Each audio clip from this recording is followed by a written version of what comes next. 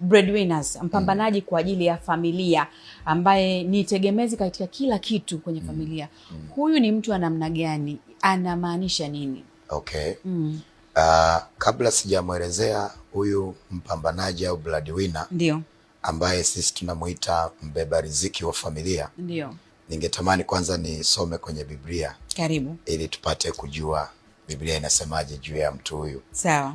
Kwenye kitabu cha Maombolezo sura ya 4 mstari wa 18 mpaka wa 20 anasema, wanatuvizia hatua zetu, ndio, hata hatuwezi kwenda katika njia zetu. Mwisho wetu umekaribia, siku zetu zimetimia, maana mwisho wetu umefika. Waliotufuatia ni wepesi kuliko tai za mbinguni, hao waliotufuatia milimani, nao waliotuotea jangwani. Ule mstari wa 20 anasema, pumzi ya mianzi ya pua zetu, Masihi wa Bwana alikamatwa katika malima yao, ambaye kwa habari zake tulisema, chini ya kivuli chake tutakaa kati ya mataifa. Chini ya kivuli chake tutakaa kati ya mataifa. Kwa maana yake kila familia ina huyu mtu ambaye chini ya kivuli chake tunakaa kati ya mataifa. Manake ili tuweze kufanikiwa kupiga hatua kwenda mbele, tunamhitaji huyu mtu. Ndio tunamuita mpambanaji wa familia, breadwinner au mbeba riziki wa familia.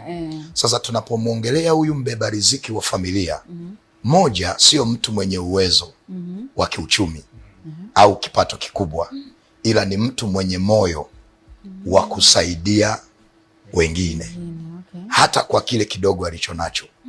Kwa sababu kwenye familia tuna watu ambao wana uwezo mkubwa, wana pesa nyingi tu, wana nafasi nzuri za kusaidia watu, lakini ule moyo wa kusaidia wengine hawana. Lakini kwenye familia kuna mtu akiwa na shilingi 2,000 yuko tayari yeye apate shilingi 500, hii 1,500 awasaidie wengine.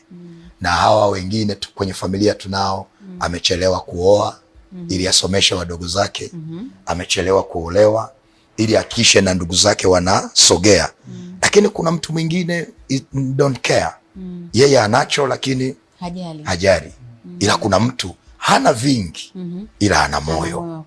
Yes, kwa huyu mpambanaji wa familia ni yule mtu mwenye moyo wa kusaidia wengine.